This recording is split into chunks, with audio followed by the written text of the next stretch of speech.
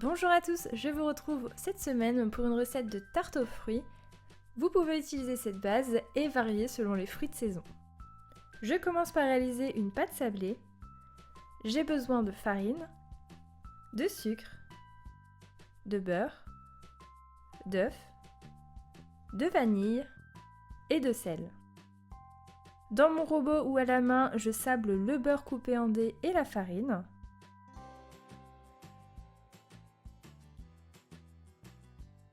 J'ajoute ensuite le sucre. Je mélange, puis j'ajoute également le sel, puis la vanille. J'ajoute enfin l'œuf, je mélange de nouveau et je vais obtenir une belle pâte. Je termine de la travailler sur mon plan de travail, je vérifie qu'il n'y a plus de morceaux de beurre. Je l'aplatis en carré, je la filme au contact et je la réserve 1 heure au réfrigérateur. Lorsque ma pâte est bien froide, je vais l'aplatir. Je réchauffe bien les bords pour éviter qu'elle ne se craque. Je l'étale en fonction du moule que j'utilise. Ici, j'utilise un moule à tarte rectangulaire, mais par rapport aux quantités, vous pouvez très bien utiliser un cercle à tarte de 20 à 25 cm de diamètre. Je dépose la pâte sur un moule beurré. Je la pique et je vais réaliser une cuisson à blanc. Je dépose au centre des billes d'argile.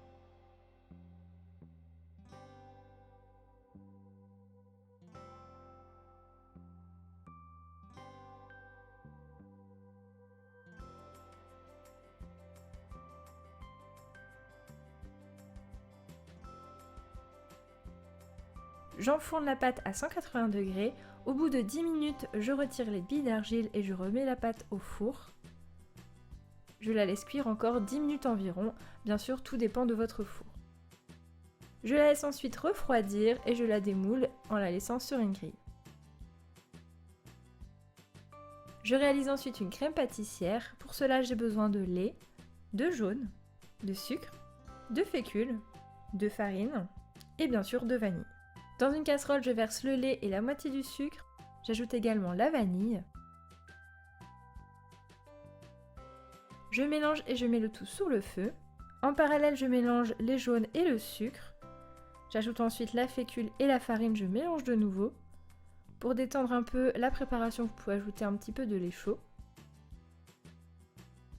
Lorsque le lait bout, vous pouvez le verser sur la préparation, mélanger et transvaser le tout dans la casserole.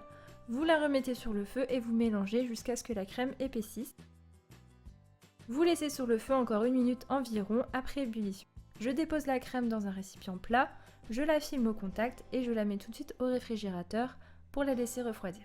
En attendant, je vais pouvoir réaliser un confit de fruits rouges.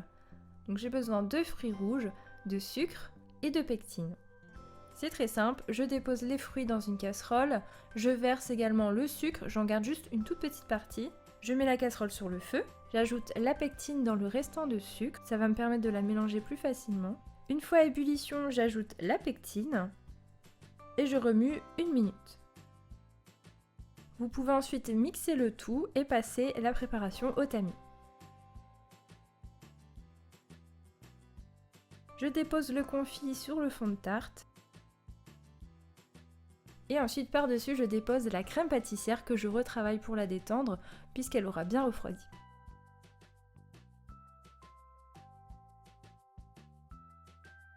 Je lisse la crème et je vais pouvoir déposer par-dessus mes fruits. Ici pour la décoration, vous faites comme vous le souhaitez. J'ai utilisé un assortiment de fruits rouges. Vous pouvez varier selon la saison. Ici, vous pouvez prendre par exemple des framboises, des fraises, des groseilles, des mûres, des myrtilles, c'est comme vous le souhaitez. J'ai voulu une tarte assez garnie, donc déposez les fruits un petit peu au hasard, vous allez voir au fur et à mesure, ça va donner un beau résultat.